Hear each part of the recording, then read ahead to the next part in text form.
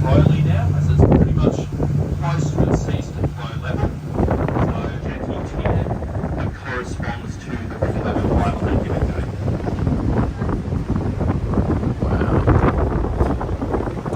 Now, when the river's that high, of course, it does flow completely over those rock bars, submerging them.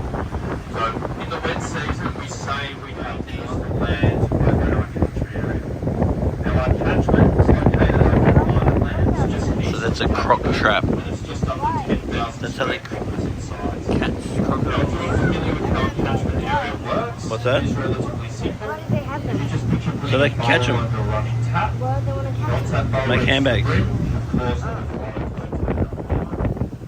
The cane toad, of course, being a huge pest here in Australia, these toads, they do secrete a toxin out of glands on their back that threatens, known as toxin. And this toxin is fatal for wildlife that happens to mate on them. So, visually speaking, for a freshie looking at the cane toad, it looks like a perfect sized meal. As these freshwater crocodiles can only eat things that they can swallow whole. So the difference between a freshie and salty, the most distinguishable feature is their jaw structure. Freshies have a very narrow jaw with quite brittle teeth. Because of the design of that jaw, they can only eat things that they can swallow whole. So around 60% of a freshie's diet is made up of bugs and insects that they'll skim from the surface of the water. The other 40% is made up of small fish, frogs, lizards, bats, birds, and again, unfortunately, a cane toad if they come across them. Now the good news is the freshie population is bouncing back. Now the cane toad, when they first turned up, they were seen here in such large numbers that they were observed swimming from one side of the river to the other, which is very typical of the cane toad when arriving somewhere new for the first time. They do arrive in pretty large proportions, and this is what does the majority of the damage to the ecosystem. The cane toads initially arrive. After a while, the cane toad numbers, they do diminish. Don't get me wrong, they're still here. They are established in the Katherine region. They're just not here in the ponds they were when they first arrived. So, the freshwater crocodiles and populations are bouncing back. And to ensure this, the saltwater crocodiles are removed from their systems, as the salties, they will attack all those freshwater crocodiles. Alrighty guys, for this walk here, as you make your way through to the second gorge, you will be passing a Jarwin rock art site. Now the rock art that you'll be seeing there today is dated between 8 and 10,000 years old. So what that means is that it was painted at the tail end of the last ice age. This time here we refer to it as the Prehistorine. So ice ages being a very dry time in the Earth's history, we call it Prehistorine because there was no river through here at the time the painting was done.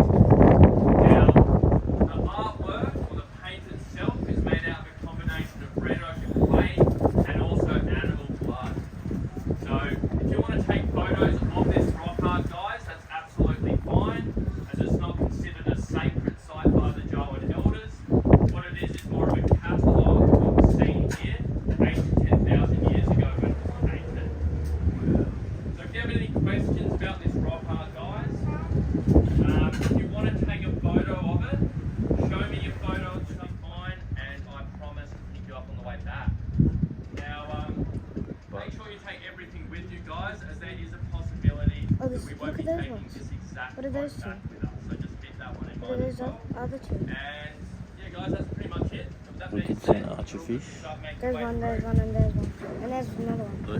There's It's a sooty grunter. What about that one? The grey one's a sooty grunter. What about that spotty one? Archer. Alright, let's go. Come on. Come on. Come on. How'd they get up there? It says here that it says here that they would have got up and climbed a tree.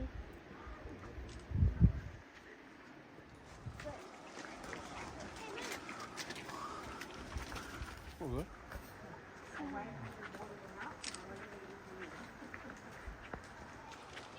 Ooh, archer. Why is there a holiday?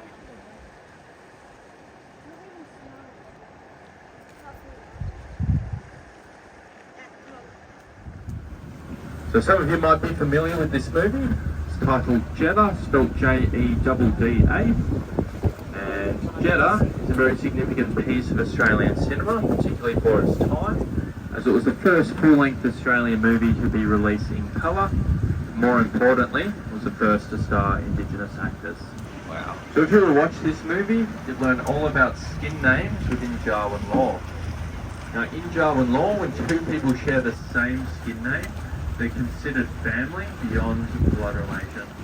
So that does of course mean two people of the same skin name cannot be in a relationship with each other, so it's forbidden. Now, the purpose of this law system was to prevent the accidental mixing of blood within the clan groups of Jawoyn. Now, the Jawoyn tribe is made up of 50 separate clans. So, within Jawoyn country, if you're going south down the Sewer Highway, when you pass Pine Creek, going south you've entered Jawoyn country from the northern border. Continue south, go through Katherine, keep going south, you get to Mataranka. When you pass Mataranka, that's the southern border. So that gives you a rough idea. Now, in the same way as Bolong or Bulla separates in place, Bolong did as well. Crocodile. I'll point that out for you when we pass this place. We do have a crocodile there on the left-hand side. Whoa. And that would be a freshwater crocodile. So what we're looking at on the left here is a freshwater crocodile, of course. So people are swimming and canoeing in this gorge at the moment with the freshies, and this has been happening for about 40 odd years now. These crocodiles are very, very timid and placid. They're more scared of people than we are of them, believe it or not. So the freshies, they're distinguishable by their very narrow jaw structures. So this crocodile here, heating his blood up to get his way through the night. So he wants to maintain that blood temperature of 33 degrees. Now, a feature that both crocodiles and alligators share, something that they inherited from their closest ancestor before the two species deviated about 80 million years ago, bumps on their backs. So these bumps you can see on this freshie here, so they're actually bones, they sit underneath the surface of the skin. Now, these bones are known as osteoderms, and they serve a few purposes. So the ancestors of modern-day crocodilians and alligators use these bones as an armour to protect themselves from each other. So ancient crocodiles are territorial like the saltwater crocodile is today. Salties still use these bones downstream to where we are, following the deepest part. And of course this fracture actually continues off to the right. So you can see here on the right we have what is known as a subgorge. So this subgorge is where this fracture continues, but the river doesn't flow through it because it's not as deep. So, out of view, there is a subgorge that corresponds with this one on the right-hand side, upstream on the longest fracture through this system that the river will flow through. So, as it enters this particular fracture, the water flows downstream and the flow of the river accelerates. So, in this corner where we're sitting at the moment, there's an immense amount of energy caught up here. So as the water rebounds off the sandstone around us, it forms into a giant whirlpool or an eddy. And this whirlpool spins around in an